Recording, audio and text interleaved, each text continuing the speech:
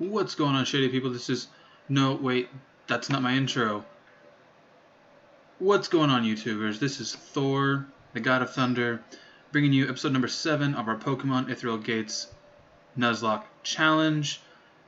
And, yeah, we're going to go ahead and jump right into it. Right quick here with a little Pokemon team update. Sorry, I have to go click on the game to make sure that I can play it.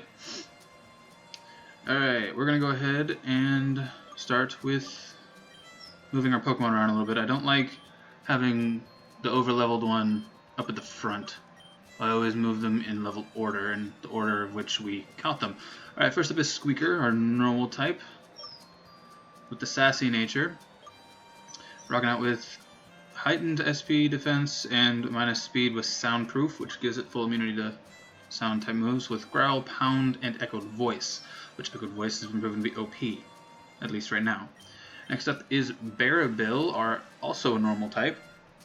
Don't really like double normal type, but he's got the quiet nature with positive SP attack and minus speed with the ability Hustle, which will boost the attack. He's got Tackle, Double Kick, Taunt, and Proud Swivel. Sorry, not Pound Swivel.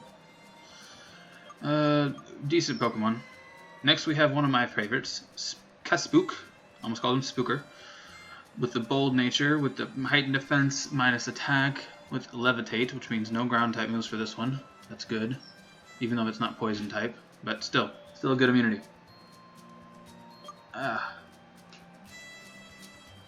He has Screech, Nightshade, Hypnosis, and Astonish. Next up is Zuzumi, the electric type, with Naughty nature, which means positive attack, minus... I can't remember. Positive attack minus SP defense. He's got high SP attack and speed as well, just like Kaspook. He has the ability Static, and he's rocking out with Thundershock, Growl, Tail Whip, and Quick Attack, which I was happy for Quick Attack. Last but not least, our starter, Hippopotas, water fighting type. He's got positive defense, minus speed, a lot of minus speeds. And he's rocking out with Bubble Beam, Force Palm, Rock Smash, and Yawn. Anyways, that's it for the team recap. Let's go ahead and jump into the game.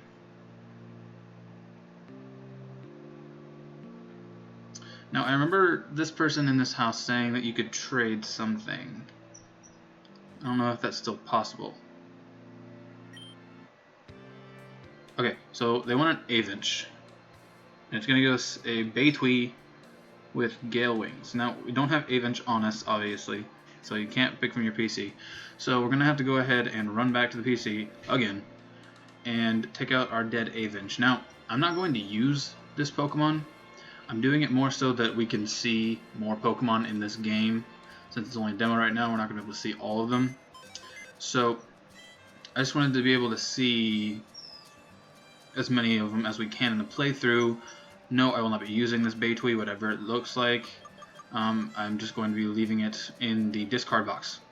But I wanted to be able to see it. So, we're going to go ahead and run over there. Give her our Avinch. Sad that he's gone. Was Avinch a he or a she? I think Avinch was a she.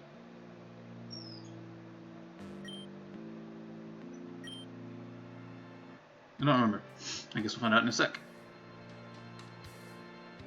It's a he. Okay, so we don't have to worry about sexism or anything like that.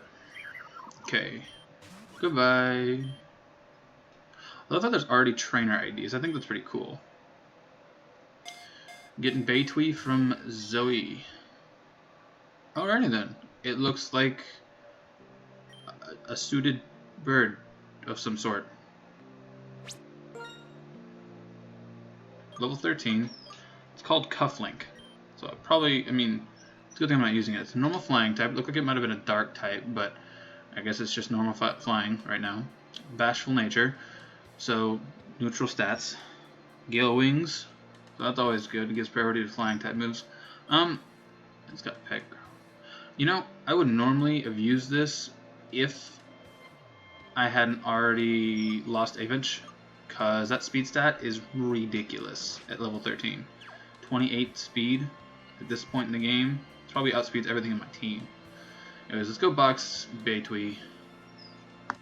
And as we do that, let's get into our topic of the day. Now, there's a lot we need to talk about because CoroCoro leaks just came out about 4 hours ago, and we're going to talk about the two things on the pictures of the leaks that really are the topic of interest. And let me put up a picture of them real quick. Now let me go ahead and shoot out some names real fast while this screenshot is up in the middle of my video. The names of the new forms are Zygarde 10%, which is the dog form that you saw on that little screenshot, and the name of the human-looking Zygarde form is Zygarde Perfect mode, or perfect form. And I've speculated this since X and Y first came out when I first played through it, that Zygarde didn't seem complete. He didn't seem on par with the other two legendaries that came out, Yveltal and Xerneas. And he seemed underwhelming in comparison. Now, that means that since these forms are coming out, that Game Freak has known that this was going to be a thing all the way since X and Y came out. So they've just been messing with this, thinking that there's not going to be another game coming out next year, stuff like that. And it really goes to show how far planning they have ahead. But they're saying that Zygarde's form that you can catch in X and Y is actually Zygarde 50%, which is why he is so underwhelming. And they've also stated that on the page, if I'm not mistaken, that Zygarde Perfect form will be more powerful than both Yveltal and Xerneas, which is kind of what I was looking for there. Kind of like how Rayquaza is better than Groudon and Kyogre type thing. I think this is kind of cool because it introduces the possibility for Pokemon to have other forms that aren't just Mega Evolution or Primal Devolution. I think that's a great game changer. Mega Evolution brings back older Pokemon for us from people who are playing Generation 1, since Generation 1, it brings back older Pokemon and gives that we normally wouldn't think about and gives them relevance. Kind of like how you wouldn't usually use Mawile, but Mawile in Mega form is viable competitively and everybody wanted one. Same thing with Kangaskhan. Kangaskhan was one of my favorite Pokemon ever since Generation 1, but just wasn't usable. It was good and it was cool looking, but it just wasn't usable. Now that Mega Evolution is a thing, it brings back older Pokemon and it makes them viable.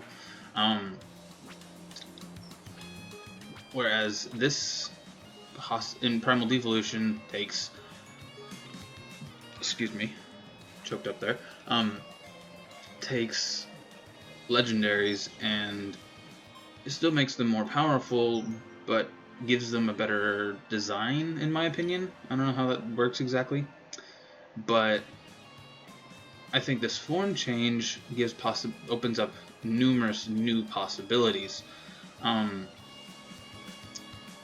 As you can see on the screen, there is a different looking Greninja. And a lot of people are saying that it just looks like it looks characteristically wise a lot like Ash in his clothing in that region. I'm thinking that rather than Greninja having a mega form, that it is going to have a form change, kind of like Xerneas. Not Xerneas. Yes, Xerneas. Zygarde. There we go. If I've been saying Xerneas this entire video, I am so sorry if I have been. Kind of like Zygarde has its new form changes. Now, let's see here. The Zygarde 10%, the dog form, is said to have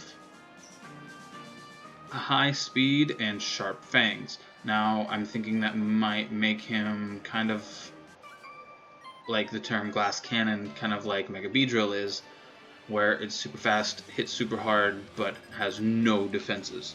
I'm kind of thinking that's the direction they're going with that. Zygarde perfect form is going to be a little bit more interesting. I'm not sure how I like the design, but then again, as a lot of Pokemon in even in Black and White and X and Y, there were a lot of Pokemon that a lot of people aren't sure if they like the design, but it grows on them. I think this might be another one of the case we won't really know unless we play the game. Now, interesting thing is, this poster or these pages also pretty much confirms a Pokemon Z. Now, the reason being, as you can see from the movie poster, that it's Pokemon, the movie, or whatever, X, Y, and Z. Now, I'm pretty much full for it that that's going to mean that the next Pokemon game coming out is Pokemon Z, going back to the Kalos region. And I'm hoping they're going to do it like Black and White 2, where they slightly change the region a little bit, maybe start out in a different place, because that gives Kalos a whole new feel, and it's going to bring back a lot of the features from Kalos, which I enjoyed playing through, and it's going to, I don't know, I think they did a lot of good things in Black and White too, and I'm hoping that they're going to do some of those similar good things in Pokemon Z when it comes out. But going back to Ash's Greninja, sorry I'm skipping around here a bunch, I'm kind of excited for this leak. At the same time, I'm kind of just like, okay, I predicted that all the way since X and Y, but what can you say? But going back to that Greninja, I'm thinking it's a form change, not a new Mega, because, like I said, Mega Evolution is bringing back older Pokemon, some new Pokemon, but older Pokemon, and giving them a revamp, basically. And I don't think Greninja is going to need a Mega form quite this early on after X and Y. So I think that's just going to be a form change, kind of like Zygarde. Where was I going with that? Anyways, I just wanted to put that out there, make that the topic of this video, and ask y'all for comment down in the comment section. What do y'all think all of this means? What do y'all think this means for the games, for the franchise? Where do you think they're going with this? Anyway, what are your thoughts? Let me know in the comment section, and just, I am super hyped for what's going to come out in 2016. Speaking of 2016, Pokemon Go is coming out in 2016, and I don't care what anybody else says, I am super hyped for that iPhone Android game, because who has not wanted to play Pokemon in real life? I mean, anybody growing up playing Pokemon games, anyone starting from Generation 1, any 90s kid, 80s, 90s kid, played through those games and was just wishing the entire time, where's my Pokemon? Can I have one? I want one in real life. And this game is taking a step in that direction. Now, things I hope to see from it, that's another story. I'm hoping that with Pokemon Z basically confirmed that they, in all the new features, you know how they had all the new features in Pokemon X and Y for the, basically your device that you used, like the Pokenav or whatever, and stuff like that you had in ORS. I forget what the device is called in X and Y, but I'm hoping that they create another new feature for that device that lets you couple your game in Pokemon Z with Pokemon Go, so that there could be rare encounters at certain times of the year in certain areas that you, around the places you live, that allows you to catch Pokemon Go Pokemon and transfer them to your Pokemon Z game. I think that would give the Pokemon franchise a whole new level of interactivity, and it would capture, I think it would catch the attention of both a younger audience as well as the older audience, because it creates a level of variability in the game, whereas you could only catch Pokemon through special events and in-game. Now you can catch them in real life and use those Pokemon that you worked your butt off to go find in real life in your game. I think it would just create a whole new level of appreciation, as well as a whole new level of interactivity inside the game, and it would just, anybody who wasn't already recaptured as an audience for the games, I feel like will now come back to the franchise, if that happens. Now, with Pokemon Z coming out, I think they'll come back anyways, but who knows? I think that that would be really cool for this franchise, if that were to happen. But you never know. It could happen, it could not. It could be something that could happen in the distant future. I don't know. I think it would be a great direction, but that's just me. I'm not a Pokemon game developer, so there you go. Anyways, let's get back to the game now that I have discussed the two topics that I wanted to for the day.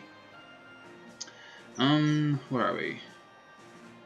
We are going back to the PC because my Pokemon are almost dead and I don't want to use potions. Lots of random walking.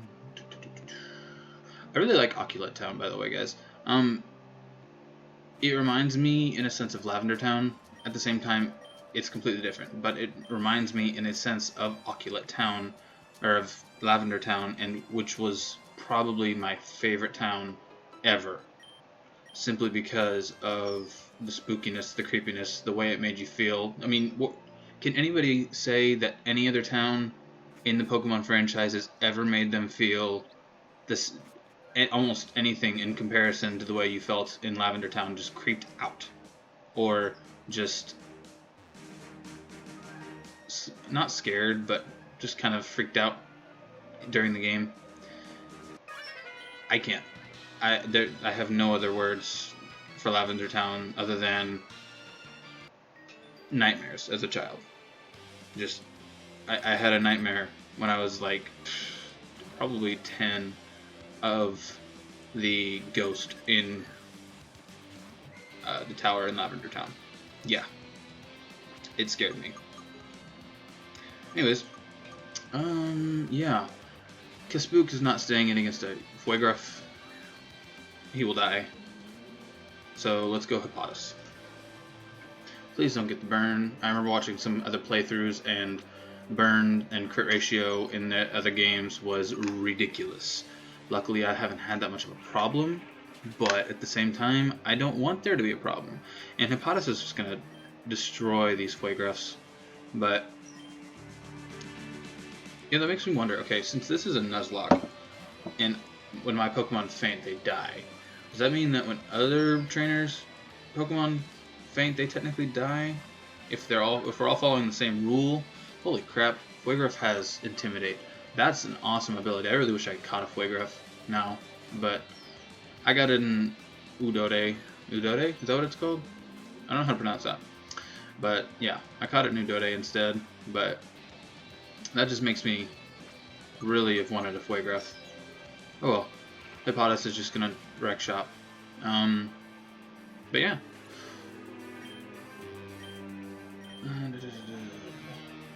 Cool, Kaspook leveled up. Time to change our team around again.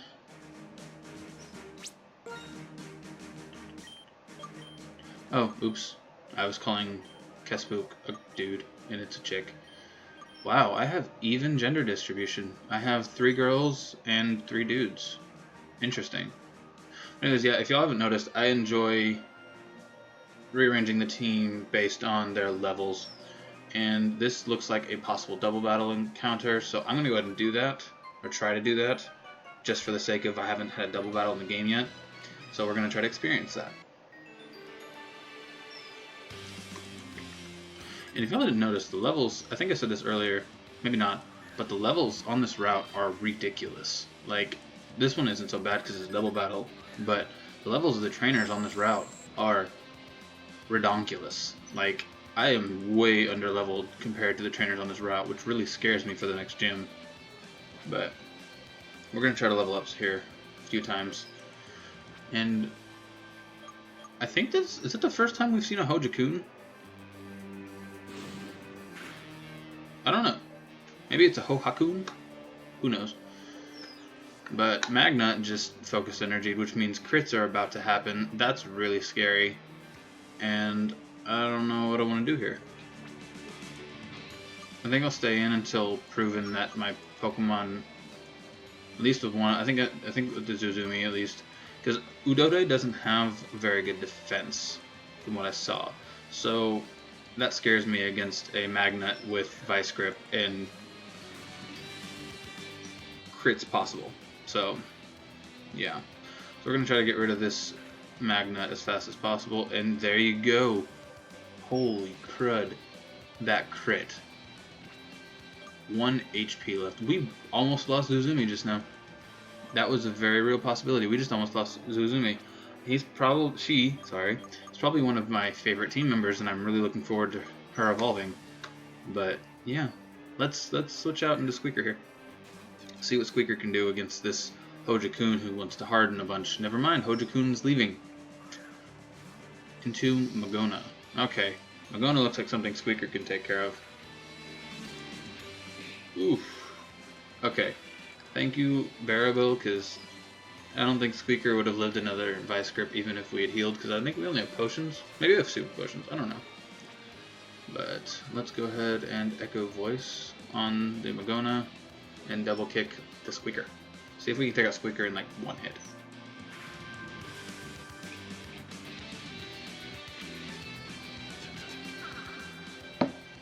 That's not good for Bearable. Oh well. Can't really do anything about it.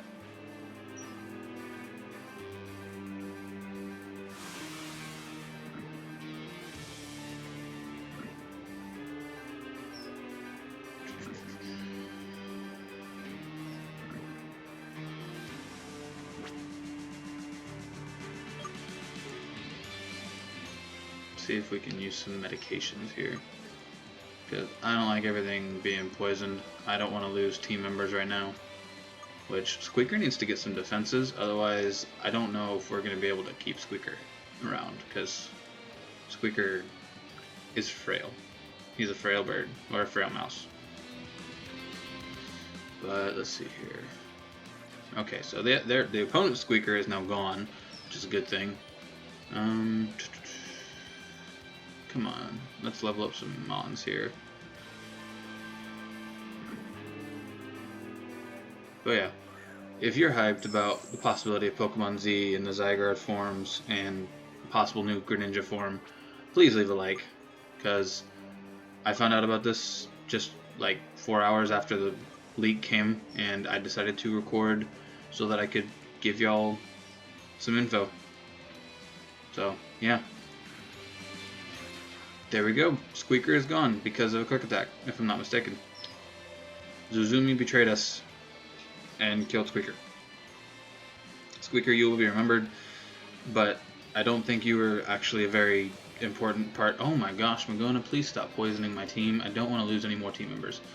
But Squeaker wasn't a very important part of the team, but he was still a team member, so rest in peace, Squeaker, because you're about to go into the PC.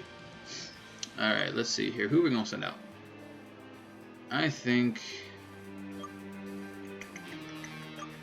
I don't want to constantly use Hippopotas, so we're going to send in Kispook. Probably just going to get some switch training in with Kispook. Although that Zuzumi can't hit us with quick attack, so maybe not. And Magona just seems to be using Harden, so we might keep Kispook in. We might just do that. As long as Thundershock doesn't hit us too hard, I think we'll be okay. This battle is really long for some reason. I don't know. I don't know why I'm having so much trouble with it. Alright, Kispook's Hypnosis missed. So let's see if we can take... Oh, never mind. Bearable's attack missed as well. So we're not going to get that Zuzumi knocked out.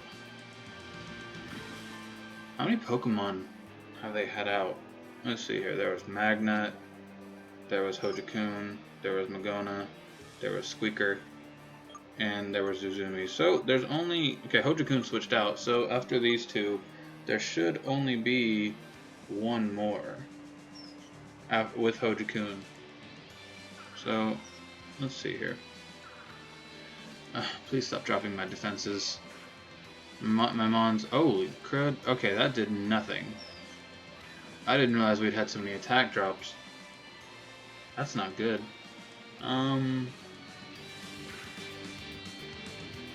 That's not good at all. We're gonna have to switch in some Mons here, otherwise we're not gonna make it. Alright, Kispook, you're gonna be switched out for Udode, sorry. Or Udode. Who knows? And Barrabil is we're gonna switch you out for our OG starter here. Because he's never let us down. He tanked a whole gym for us. So, ooh, he's about to level up too. That's a good thing. Yeah, you're gonna take that quick attack. Oh, only 4 damage. You are so bulky, Hippolytus. Alright, Udode. Let's just headbutt the crud out of stuff. And Bubble Beam. No, Force Palm. I don't know why I clicked Force Palm when I was saying Bubble Beam. I may have just misclicked. Okay then. Apparently Hippolytus is too overpowered for this battle. And hurt by poison. Let's hope that our 2 here don't have any problems because, yeah, we don't have a whole lot left.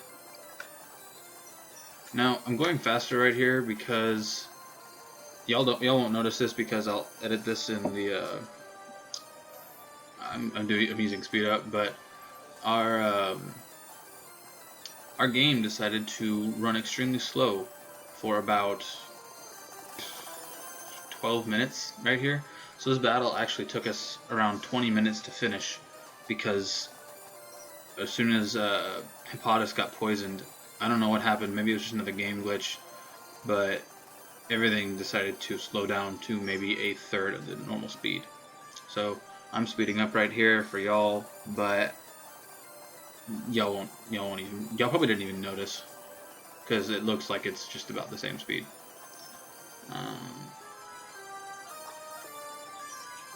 Alright, come on, Udode and Hippolytus just last a little bit longer. Whoa, okay, Polby should have been the 3rd Pokemon for the other trainer, which means that, I don't know if that's a mess up, but that's officially 7 Pokemon for this trainer duo.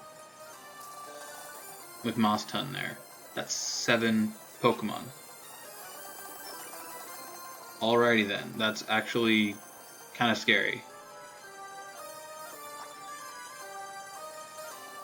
Because they can do that, that's like something, that's your 6 against their 7, basically. Because there you go, Hojo-kun, Magona, Polby, Moss-Tun, Squeaker, Zuzumi, and Magna. Yep, that's 7. Wow. That's a first, guys. It's kind of scary. The possibility there is kind of scary. But we managed to pull out the win, and now we need to heal the heckles up. Because I don't want to lose any party members. So, and the game is still going slow right now, which is why this actually looks like a speed up right here. So we're gonna try to get back to the PC before we lose anybody, because our Barrabil only has a little bit of HP left, and we ran out of antidotes. So we're looking good. Back to the PC. Back to the PC. We're stopped now, you see. Back to the PC. Up and down and around we go. Where we stop is the Pokemon Center. That song didn't work out, guys. Not as much as the previous one. Alright, let's get back here. And I think once we get back to the PC, we're going to go ahead and wrap up this episode. Not too long of an episode, which I'm kind of glad for. But, yeah, this was kind of just a fastly recorded episode so that we could talk about Pokemon Z. Anyways, we're going to deposit Squeaker here. Please leave a like, comment, and subscribe, and tell me what you think about the new possible Pokemon Z and the Zygarde forms and the possible new form of Greninja. And y'all have yourselves a nice day. We'll see you next time. Bye.